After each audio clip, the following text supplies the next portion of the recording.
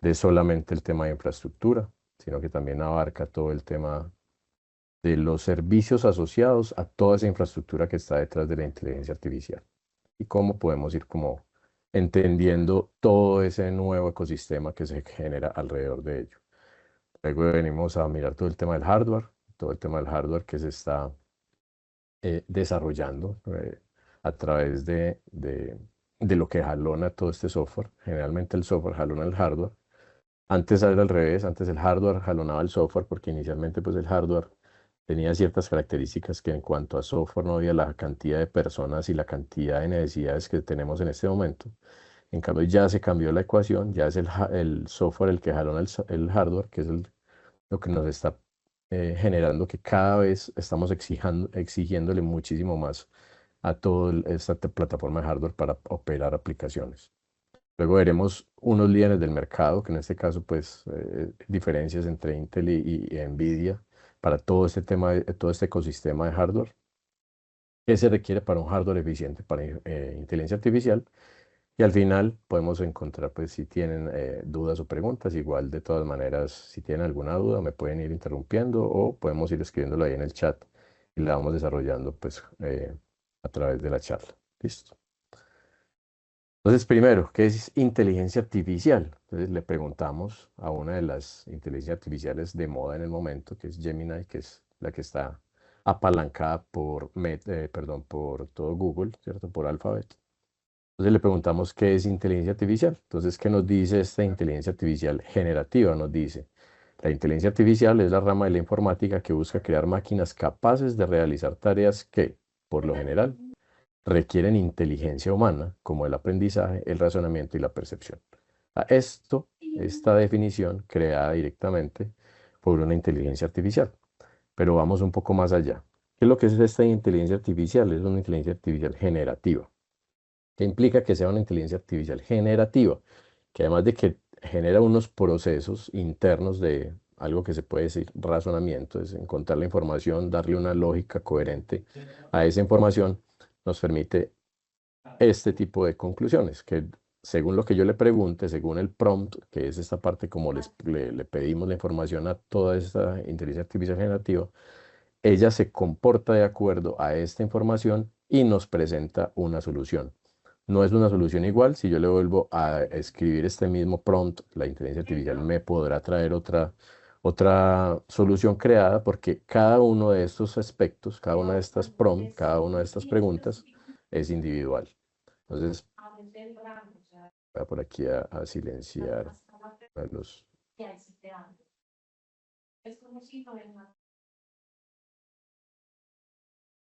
Listo. Entonces, le preguntamos en la inteligencia artificial que en términos que un niño entienda. Entonces nos dice la inteligencia artificial es cuando hacemos que las computadoras aprendan y usen información para ayudarnos con cosas como jugar, responder preguntas, resolver problemas, como si tuvieran un cerebro. Entonces ven que aquí, pues aquí obviamente hay un cambio en la forma de el razonamiento para llegar a la conclusión, porque aquí le pusimos un prompt o una solicitud que él, a partir de entender cada una de estas palabras y su contexto, es capaz de crear un texto para podernos responder. Esto, inteligencia artificial generativa. Vámonos a una descripción técnica, pues ya no es una definición tanto de una inteligencia artificial, sino una de las universidades más prestigiosas pues, de Estados Unidos, Harvard, pues básicamente dice, la inteligencia artificial es un campo que intenta replicar la capacidad humana de aprender, razonar, aquí voy a parar un momentico ahorita, y resolver problemas utilizando máquinas. Esto implica el uso de algoritmos avanzados que requieren una base tecnológica robusta para su desarrollo y aplicación. Entonces, vamos a entender con el tema de razonar, que aquí lo ponemos entre comillas razonar, porque ya incluso ChatGPT hace un par de meses lanzó ChatGPT O1, que es una de las inteligencias artificiales que ya está haciendo este proceso, razonando. Es decir, cuando le vamos a escribir un prompt, lo vemos acá, cuando le escribimos este prompt, esta respuesta, cuando ustedes lo hacen actualmente, se hace de inmediato, porque él llega, analiza la información, el contexto y lo implementa. Pero cuando ya empezamos a razonar, hay procesos en los cuales uno tiene que pensar realmente las respuestas. Entonces, en esta evolución ya encontramos que ChatGPT o uno vamos a encontrar ese tipo de razonamiento. Entonces ya se va a demorar un poco más, se demora un poco más en la respuesta, pero es porque está buscando mucha más información para poderlo hacer.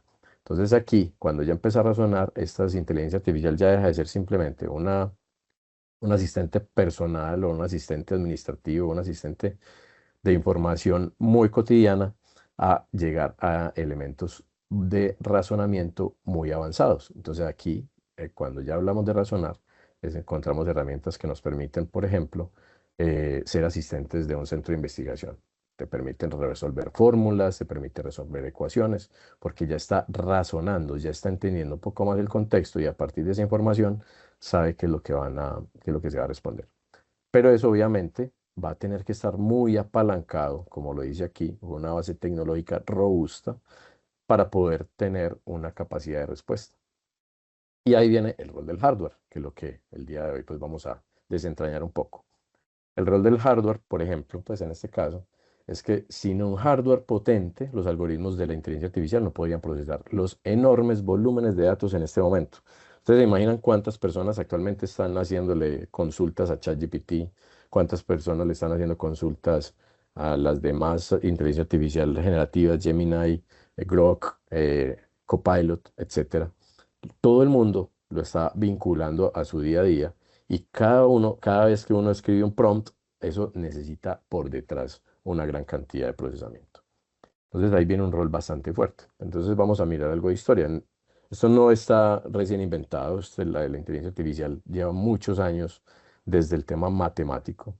Mírense pues que 1943, esto nos da unos 80 años más o menos, en que dos personas llegaron y dijeron, bueno, vamos a hacer un trabajo de fin de semestre donde vamos a diseñar un modelo matemático de cómo es que funciona una red neuronal. Entonces el modelo simplificó pues como las neuronas, entonces cada uno de estos punticos que vemos acá se supone que es una neurona y a esa neurona le asignan unos valores, unos pesos de verdad y luego se conecta a otra neurona, esa otra neurona a otra, entonces vamos a ver que de una sola neurona hay una conexión a muchas. Todos estos procesos generan que al final esto se convierte casi que en una caja negra actualmente. No sabemos realmente cómo es que se está generando internamente esto, entonces lo vamos a llamar una caja negra, donde enviamos una información y él nos saca una respuesta. Por ejemplo, enviar una información es una imagen de un perro y que realmente al final la solución de la inteligencia artificial es que ahí hay un perro en esa imagen. Entonces todo este proceso debe pasar a que nosotros escribimos, por ejemplo, un prompt en una inteligencia artificial regenerativa. Entonces, enviamos una cadena de texto y empieza a funcionar esta caja negra. Empieza en la caja de texto las neuronas a decodificar los caracteres, encontrar que las palabras conjuntas tienen una idea y ya en el tiempo ellas van aprendiendo cómo es el mejor flujo para poder ir resolviendo cada uno de estos retos y sacar la mejor respuesta en el menor tiempo posible. Luego ya en el 58, otra persona, un señor Frank, desarrolló un perceptrón, que es uno de los primeros algoritmos de redes neuronales que podía aprender a clasificar los datos y separarlos. Esto es un tema que es fundamental para poder ir cada uno de esos datos que vaya ingresando, los podamos separar y clasificar e internamente empezar a darle pesos a esa información. Como vimos, pues eso fue hace unos 80 años, o sea, ya había una matemática que lo respaldara, pero lo que nos frenaba empezaba a ser el hardware. Entonces aquí, pues una máquina de 1940, 1950, en el cual pues básicamente se metían unas tarjetas perforadas, esas tarjetas pues tenían unos comportamientos, pero obviamente todo muy rudimentario. En la actualidad encontramos esta, que es la supercomputadora más rápida del planeta. Es una supercomputadora que se llama Frontier y esta supercomputadora pues está procesando cerca de 1 trillón de operaciones por segundo. O sea, ya se le sale a uno de la mente pues este volumen de datos.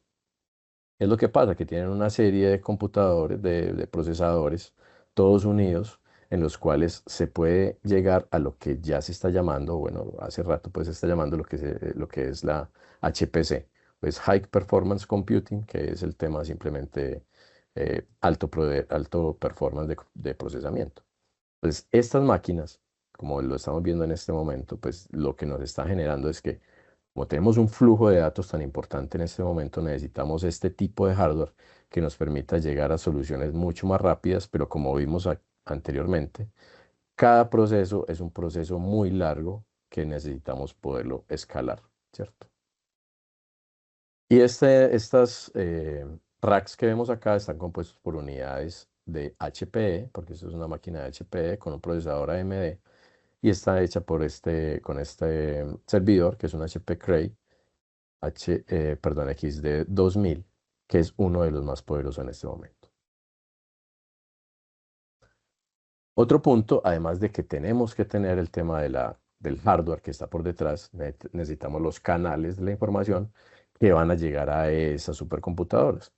Entonces, actualmente, pues, como vemos acá, la empresa Starlink, por ejemplo, es una empresa que está dedicada a las telecomunicaciones, ofreciendo internet vía satelital. Entonces, actualmente es un dato del 2023, este video, se tenían alrededor de 3.500 eh, satélites ya en órbita. Según leí, pues hace poco están ya por los 6.000 satélites, es decir, cada vez es mayor la cantidad de satélites que tenemos acá que rodean el planeta. Entonces, Starlink ya tiene contratos con empresas de cruceros, con empresas de investigación, con empresas petroleras, para poder tener en esos lugares remotos en el mar o incluso en tierra, en selvas, poder tener conectividad muy rápidamente. Y otro punto es que encontramos también que el planeta está completamente conformado por toda esta red de cables submarinos. Es decir, estamos hiperconectados, podemos estar recibiendo información al instante desde cualquier lugar del planeta. Pero además de estarla recibiendo, esa información se tiene que procesar en algún lugar. Entonces ya tenemos los canales, tenemos dónde procesarlos.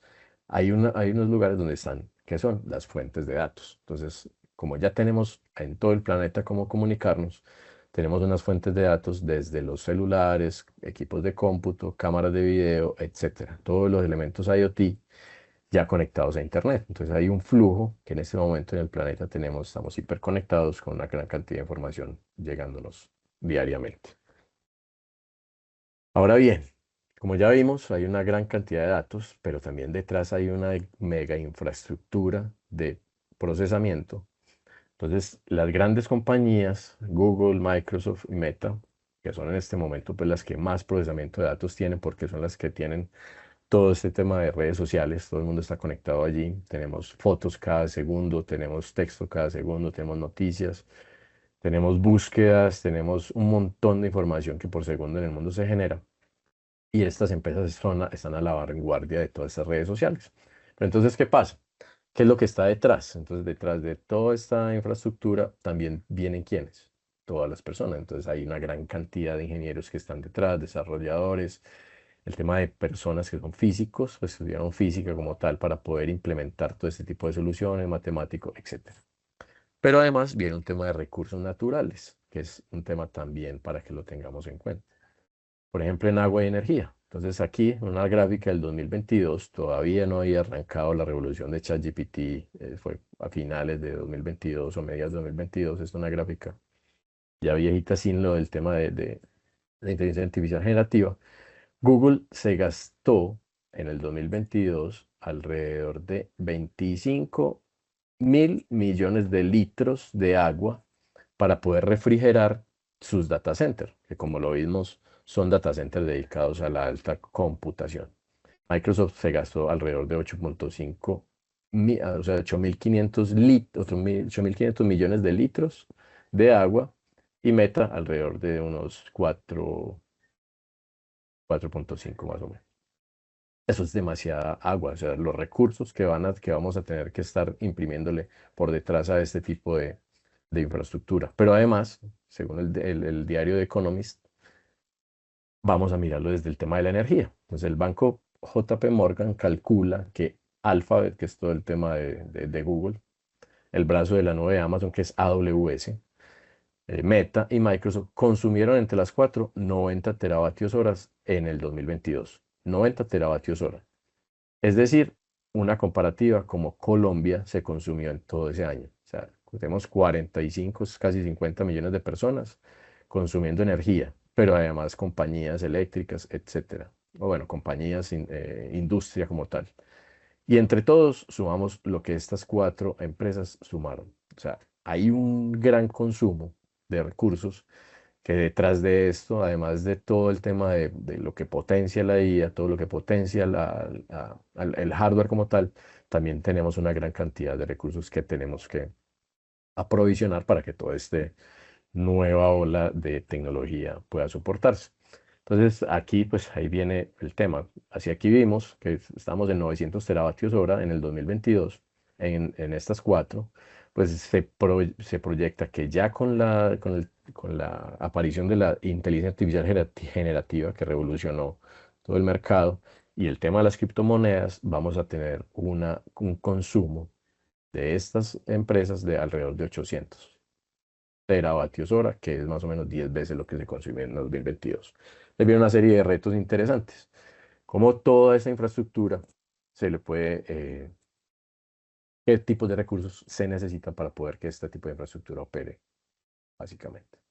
Entonces, ¿qué pasa? Pues todo esto está generando que hay una revolución industrial, porque como vimos ya de cara, de frente, lo que nosotros encontramos y recibimos de inteligencia artificial nos llega a través de las pantallas, el celular, el equipo de cómputo y demás elementos donde que interactuemos, pues detrás de eso hay toda una industria que está marcando un hito y ya se habla de que entramos a una cuarta revolución industrial. Entonces, la revolución industrial trae sus pros y sus contras. Entonces vienen sus pros y es el tema de que vamos a tener información mucho más rápido, vamos a tener asistentes mucho más rápido, vamos a poder dedicarnos a elementos o a tareas core de nuestras compañías, no vamos a tener que hacer muy operarios porque ya viene todo el tema de aplicaciones RPA, o sea, procesos robotizados, ya vienen robots literalmente. Tesla es uno de los pioneros en el tema de robots que ya se están vendiendo incluso como robots de compañía. Pero, por ejemplo, BMW ya comenzó con una planta a incluir una serie de robots, creo que eran como 20 robots que leí esta semana, que ya empezaron en su planta de producción. Entonces, ahí va a haber un impacto muy fuerte, por eso se le llama cuarta revolución industrial. ¿Qué nos toca? Pues vamos a revisar eso cómo impacta a cada uno de nosotros dentro de lo que es nuestro ambiente laboral, ¿cierto? Pero sin embargo, pues esto siempre ha pasado. O sea, la primera revolución industrial empezó en 1784 con la máquina a vapor, luego la revolución eléctrica, luego la computación, y siempre vamos a ir llegando a momentos disruptivos dentro de nuestra historia. Entonces hay un caso, por ejemplo, que en algún momento de la historia existía una labor que era el ascensorista. Entonces es un caso pues como muy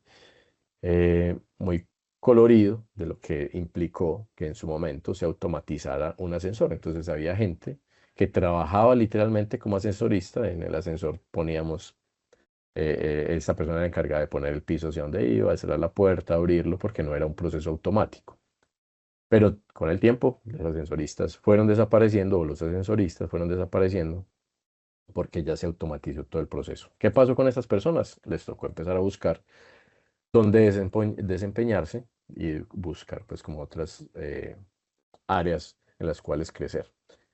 Para esto, entonces, el Foro Económico Mundial dice, bueno, ya que tenemos todo este proceso de evolución de inteligencia artificial, hay un montón de profesiones que van a estar impactadas por este proceso, entonces dice, va, para el 2025 tenemos que estar pensando en otro tipo de habilidades en las cuales la inteligencia artificial todavía no se impactaría de frente.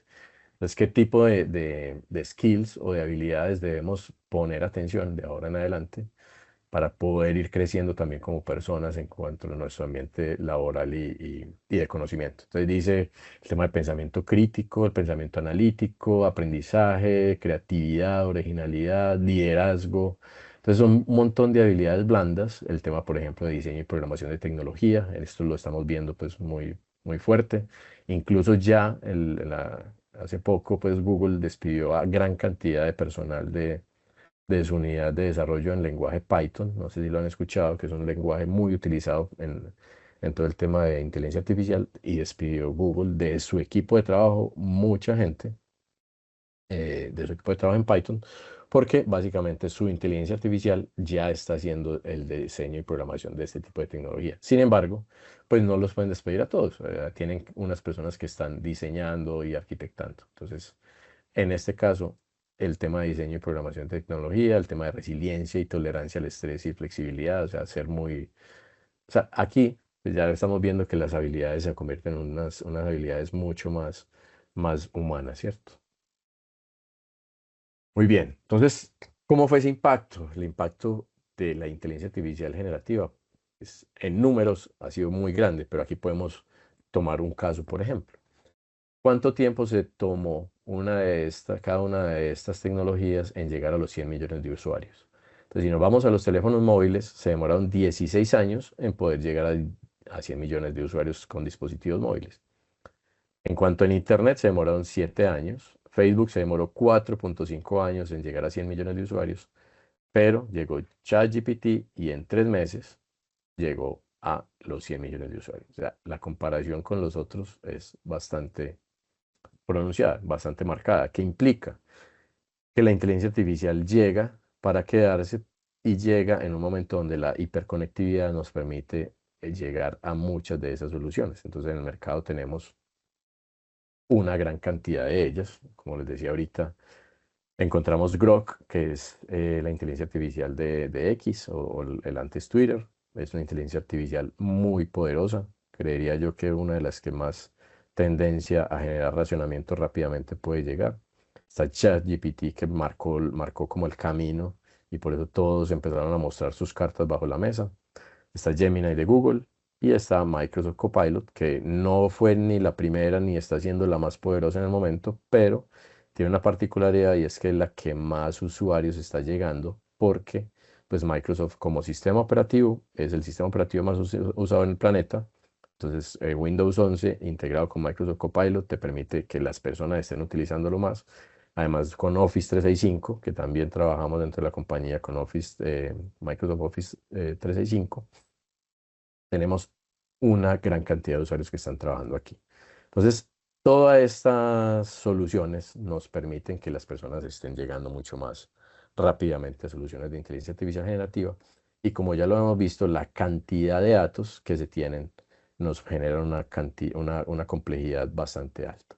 Entonces, ¿qué pasa? Bueno, después de todo este recorrido, encontramos que detrás de todo esto volvemos otra vez al hardware. O sea, ya dimos un vistazo general de todo lo que implica la inteligencia artificial, pero entonces vámonos ahora al hardware. ¿Qué pasa? Este tipo de soluciones necesitan muchísimo procesamiento. Entonces, el procesamiento antes se basaba directamente con la arquitectura x86, o bueno, arquitecturas más viejas, pero hablemos de arquitecturas de Intel o de arquitecturas de AMD o ARM, que son casas de procesamiento que lo que hacen es que hacen un procesamiento secuencial. Entonces, ¿qué pasa?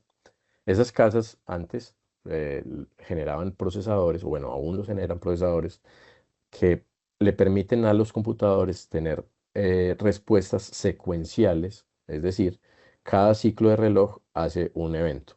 Entonces, ¿qué pasa? Pues eso tiene sus limitaciones. Si tenemos muchísimos datos, todos entran a un embudo porque cada uno tiene que ir saliendo de a uno. Eh, ¿Qué hizo Intel y AMD? Pues lo que han hecho es empezar a tener muchos más núcleos en sus procesadores, y esos núcleos de procesadores pues obviamente le dan una posibilidad de tener multihilos, pero sin embargo cada procesador sigue teniendo la misma cuello de botella porque sigue siendo un procesador con una actividad a la vez. ¿Listo? Entonces llegó Nvidia, que es una empresa de tecnología ya con bastantes años en el mercado, dijo en agosto del 99, venga.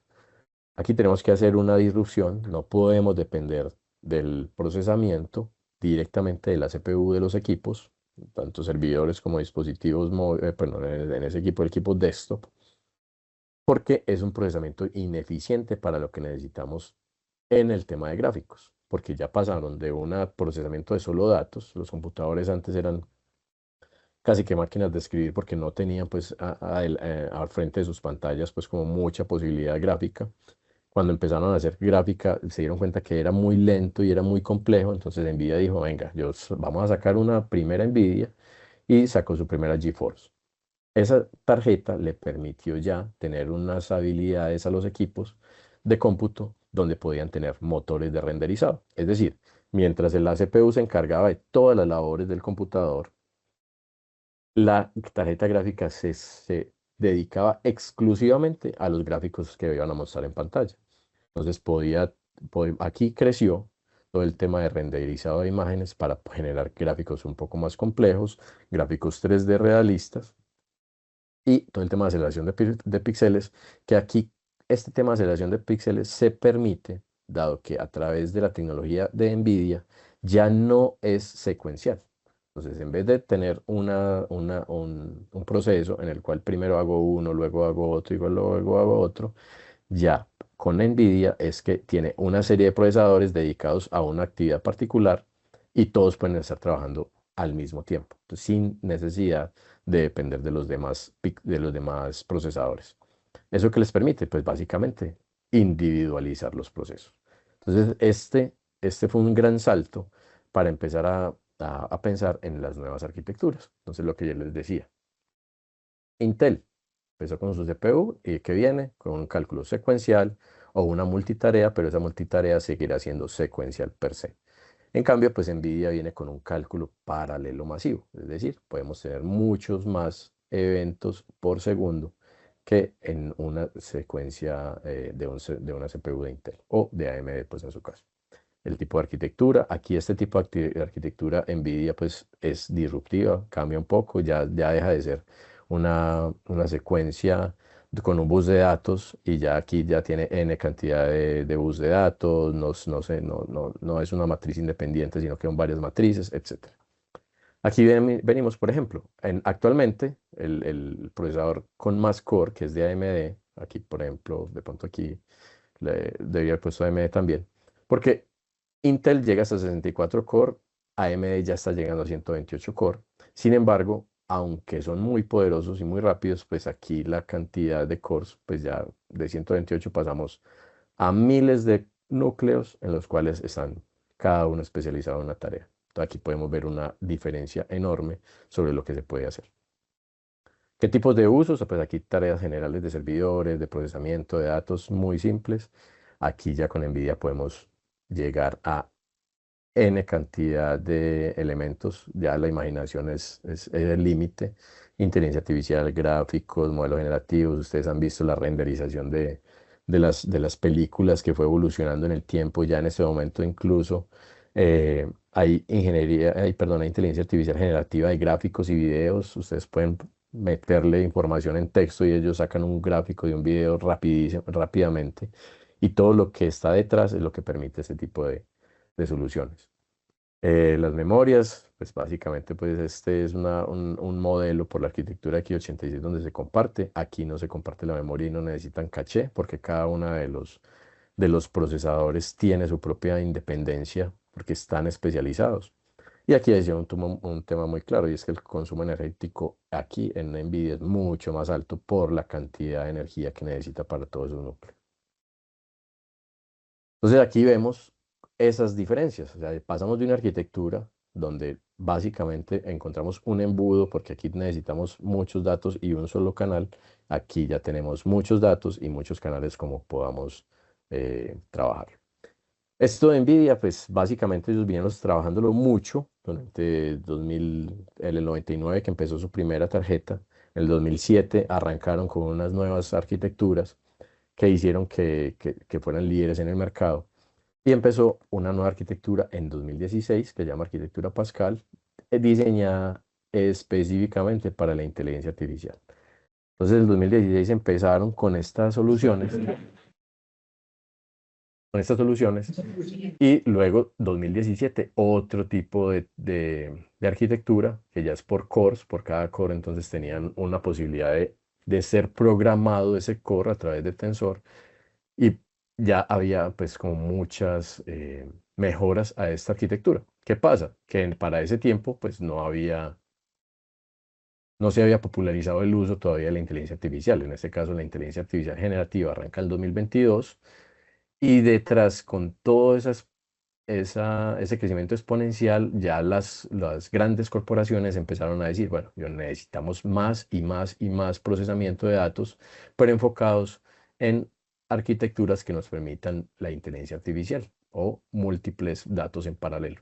Entonces, claro, obviamente, después de ver ese boom, ya NVIDIA se unió con las casas fabricantes de data de hardware para data center, llámese HP, Dell, Lenovo, IBM, etcétera. Y dijeron, venga, unámonos. Y entonces Dell y HP dijeron, de una, vamos a generar nuestros data center en conjunto.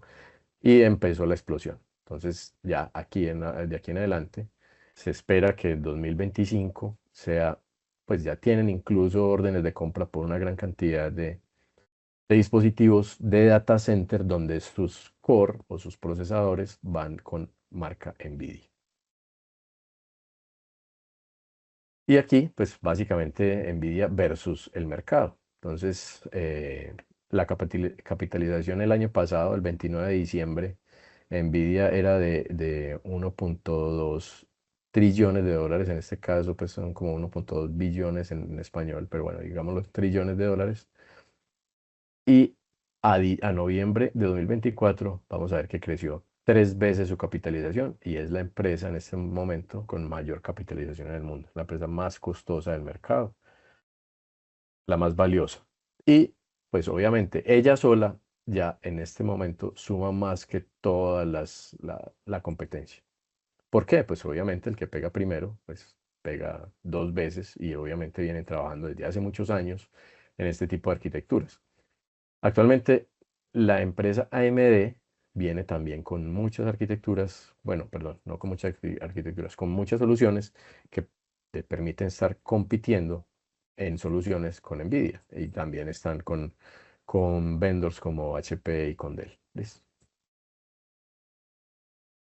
Aquí vemos una comparativa de cómo en el mercado se han comportado estas marcas. Vemos que en el 2021 Intel era el rey. Ahora en el 2023 Intel pegó una caída bastante interesante, alrededor de un 22% de caída al 23%. AMD ha ido creciendo, decreciendo, pero el AMD viene en crecimiento. Realmente ya está mucho más enfocada al tema de data center y va a ser una bonita pelea con Nvidia. Pero Nvidia en el 2023 se pegó una buena disparada y ya, pues lo que llamamos de 2024 tiene unos grandes negocios. Y es que, ¿qué pasa? Que en este momento están casi que solos en el mercado. AMD se les acerca, pero están casi que solos con su tecnología, de, de, con su arquitectura. Entonces, ¿quiénes consumen esto? Pues todos los vendors y además de los vendors, también las grandes casas, por ejemplo, Google, Microsoft, AWS, y ahora se les une lo que es Grok a través de X, que hace poco también hicieron una adquisición muy importante para que ellos tuvieran eh, sus propias granjas de procesamiento independiente de cualquier otro proveedor. Entonces, el crecimiento ha sido exponencial. Ahora bien, después de mirar un poco ya el tema de cómo se ha comportado en el tema de hardware, vamos a mirar que la infraestructura como tal, ya vimos que detrás de eso hay unos fabricantes, hay unas marcas específicas, esas marcas las están consumiendo este tipo de productores también de software, ¿cierto? Entonces ese hardware que está detrás, que es de NVIDIA o AMD, en su gran mayoría, como vemos, es de NVIDIA. Entonces vienen estas casas fabricantes de software y dicen, venga, yo empiezo a trabajar sobre ese hardware. Y ya aquí en el cuadrante de Gartner, podemos ver que tenemos a Microsoft como líder en todo el tema de infraestructura en la nube como servicio. Pero es infraestructura de inteligencia artificial. Entonces se le llama inteligencia artificial como servicio. Ya ellos, por ejemplo, Microsoft con el tema de Azure, pues ya ha llegado a a unas grandes soluciones. A través de Azure es posible tener sus propios data lakes, hacer todo el tema de transformaciones. Además de transformaciones, hay servicios cognitivos, servicios especializados para voz, servicios especializados para video, servicios especializados para imágenes, servicios especializados para salud, etcétera. Entonces, hay una gran cantidad de librerías, de recursos que le han permitido en este momento estar a la vanguardia, incluso por encima de otros fabricantes de software o de otros proveedores de software como Amazon y Google. Sin embargo, son demasiado poderosos, hay mucha competencia en este sector, pero como estamos viendo, ya se están alejando de los demás competidores del mercado. Los demás tienen unas soluciones fuertes, han crecido, por ejemplo, OpenAI, que es de ChatGPT, pues obviamente le hace falta mucha más penetración, mucho más servicios, pero ahí va empezando pues como su crecimiento. Pero en este caso los líderes seguirán siendo por ahora y en el corto plazo estos tres grandes fabricantes. Entonces aquí ya se vuelve un tema de, volvimos al inicio, y es que ya podemos consumir todo ese hardware que está detrás, lo podemos consumir a través de servicios ofrecidos por estas tres compañías en la nube. ¿Listo? No sé si alguien tiene alguna pregunta hasta el momento. Listo. Muy bien. Entonces, como lo veíamos, hay un tema de un crecimiento exponencial. Aquí lo estamos mirando también el tamaño del mercado. Aquí estamos hablando de millones de dólares, son 1.300 millones de dólares. O bueno, podría decir 1.3 billones de dólares, podríamos decirlo, en 2018. Y vamos a llegar en el 2028 a unos 80 más o menos, en tamaño de mercado de infraestructura en la nube. Entonces ahí vamos a tener una gran competencia, seguiremos teniéndola porque el mercado seguirá aumentando. Hay más, en vez de la torta para los tres competidores más grandes y los demás que vienen atrás seguirá creciendo, es decir, que ellos van a seguir innovando, van a seguir consumiendo recursos, van a seguir consumiendo hardware y va a tener un crecimiento bastante alto. Pero entonces llegamos a un punto y es que no todo lo vamos a tener en la nube o no todo lo vamos a tener local. Entonces llegamos a una infraestructura que es infraestructura híbrida. Y esa infraestructura híbrida vamos a ver que va a estar compuesto por varios elementos, entre ellos unos elementos que llamamos IoT, que son elementos que no tienen una interfaz de operación con el usuario, sino que están funcionando y tienen cierto tipo de conectividad a través de la red. Entonces están elementos industriales para control de temperatura, iluminación, el tema de vigilancia, operaciones, etcétera, temperaturas, salud, etcétera. Aquí hay un montón de elementos que en este momento se están conectando a la red. Esos elementos se unen a todo lo que es el tema de software local, en el tema de data centers locales, y vienen unos elementos que llaman los gateway o servidores de límite, edge. Esos servidores de límite, ya la tendencia es que aquí se va a procesar unos tipos de datos, todo esto genera datos, y la idea es que en estos servidores de borde se procese una información y luego se transmita a los servidores ya una información un poco más pulida para que en ese proceso de envío, pues obviamente no haya eh, muchas latencias en ese tipo de procesos, ¿cierto? Entonces aquí vamos a tener fuentes de datos, que aquí podemos utilizar también los celulares, las cámaras, etcétera. Luego viene una capa donde nos conectamos, porque el celular se conecta inicialmente. Digamos que en una fábrica de producción, una tablet se conecta directamente primero al servidor o se conecta directamente a la red, se conecta a un router, ese router envía la información a una nube pública o a una nube privada. ¿Listo? Entonces, esta es la infraestructura como tal en la cual entran muchos actores. Entonces, vemos que aquí tenemos nube pública, que vimos que ya hay tres en el mercado que están mandando una super tendencia, Microsoft, Google y AWS. Pero también tenemos una red privada. Y esa nube privada quiere decir que las compañías pueden comprar los servidores y tenerlos dentro de sus instalaciones o instalaciones en colocations cercanos, ¿cierto? El año pasado, pues bueno, datos de 2022, no encontré rápidamente, pues como de 2023, pero entonces los fabricantes, pues HP, Dell, Lenovo, en solamente la arquitectura de HPC, es decir, High Performance Computing, todo lo que hemos hablado del tema de los procesadores de alta velocidad y ya pues con la guerra de Nvidia, HP registró 5.1, bueno, 5.100 millones de dólares, etcétera. Cada uno tiene su participación, pero me quise centrar en HP. ¿Qué pasa con HP? Pues HP le vende a estos grandes casas fabricantes de software, pero también tiene soluciones para las compañías. Entonces, una empresa en este momento tenga una gran cantidad de datos, en este caso llámese instituciones universitarias, instituciones de investigación. En el país hay bastantes instituciones que ya están adquiriendo ese tipo de procesamiento. En algunas los estamos acompañando, pues son algunas universidades en ese proceso. Tenemos el acompañamiento, en este caso, de HP y de Dell, pero en este caso, pues con HP podemos tener un portafolio que ha venido trabajando muy rápido, portafolio donde ya podemos encontrar procesadores con NVIDIA. Listo. Y para ciertos niveles de carga. En este caso, por ejemplo, en inferencia, que es lo más normal que tenemos un modelo de lenguaje, lo podemos incluir dentro del procesamiento. O sea, es capaz de correr un modelo de lenguaje internamente. Tiene almacenamientos desde 30 teras hasta 248 teras en esta primera etapa, que son dispositivos que se llaman tipo small. Luego va creciendo a medium, large y extra large. O sea, ya cuando, además de inferencia, le vamos metiendo un poco más de inteligencia artificial, aquí luego un poco más de procesos de inteligencia artificial con el fine tuning, que el fine tuning lo que nos permite es empezar a hacer ya deep learning, que es aprendizaje profundo. Entonces aquí sí que necesitamos muchos más cores y por eso aquí NVIDIA se llega con su tarjeta H100 que tiene la capacidad no solamente de tener, esta creo que tiene como 1500 core, y podemos arrancar desde 16 tarjetas hasta 32 tarjetas, es decir, una super hiper mega computadora que nos permitiría hacer todos los procesos de inteligencia artificial.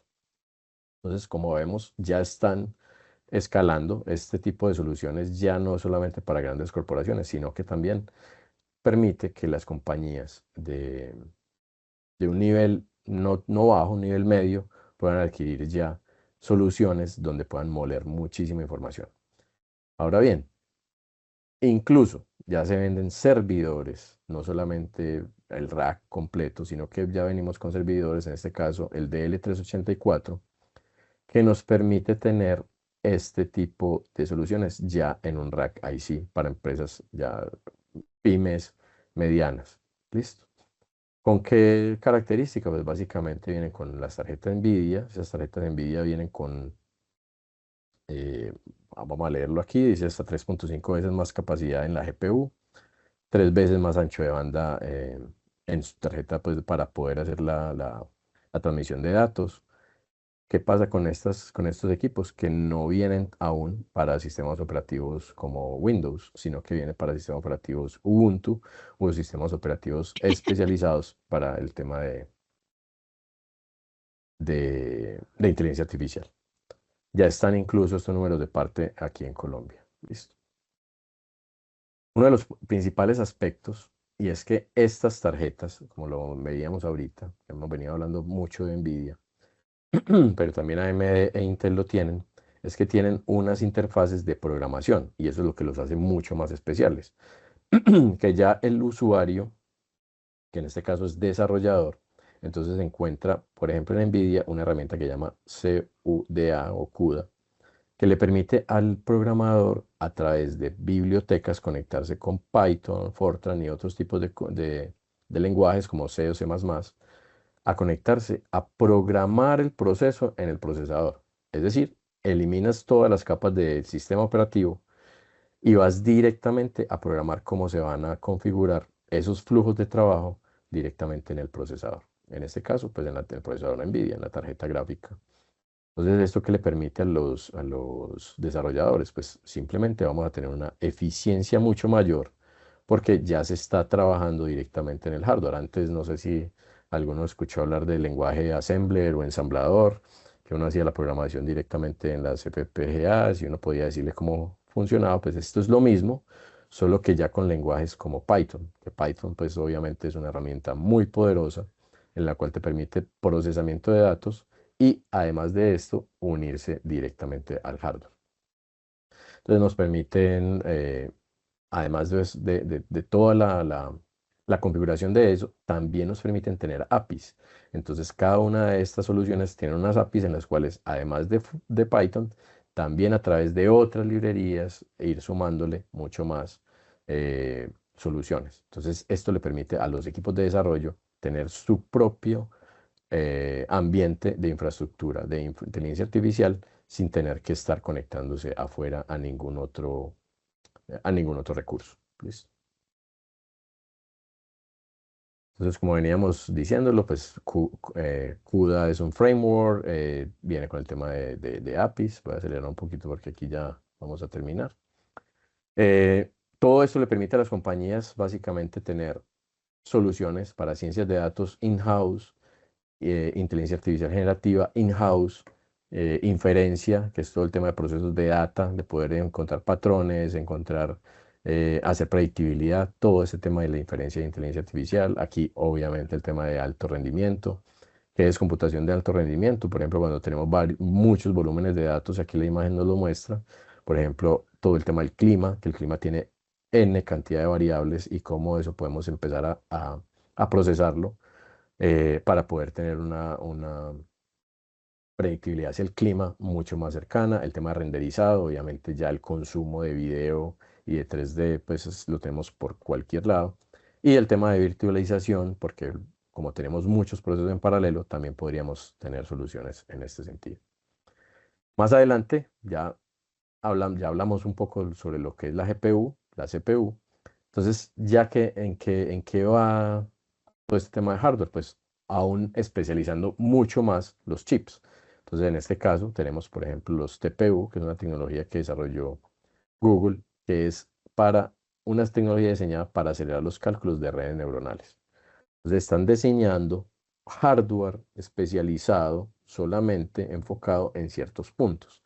¿Qué pasa con una CPU? Una CPU es genérica. Ahí puedes meter muchísimos procesos, o bueno, muchísimos tipos de procesos diferentes, y eso es una gran ventaja, pero una desventaja es que esos procesos no van a ser lo más rápido posibles. Pero si vas especializándolo, como lo hizo la GPU, que empezó con gráficos, y luego al ver que podían presentarlo en forma paralela, ya empezaron a hacerlo en todo el tema de inteligencia artificial, pero ahora ya lo que es una TPU, pues básicamente lo que necesitan estos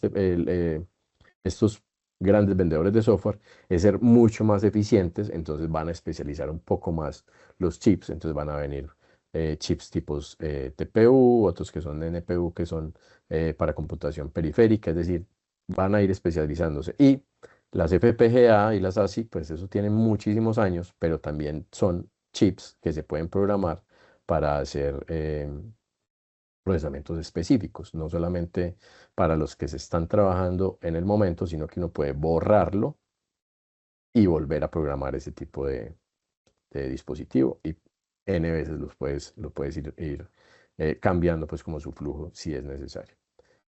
Muy bien, esta era la charla que les traía. No sé si tienen alguna duda.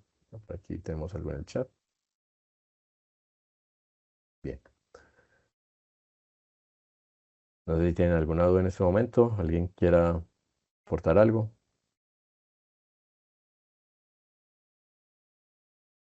Muy bien, si quieren profundizar en soluciones de hardware, de disponibilidad, todo el tema de HPC, High Performance Computing, ya venimos trabajando con instituciones de investigación en soluciones para ello.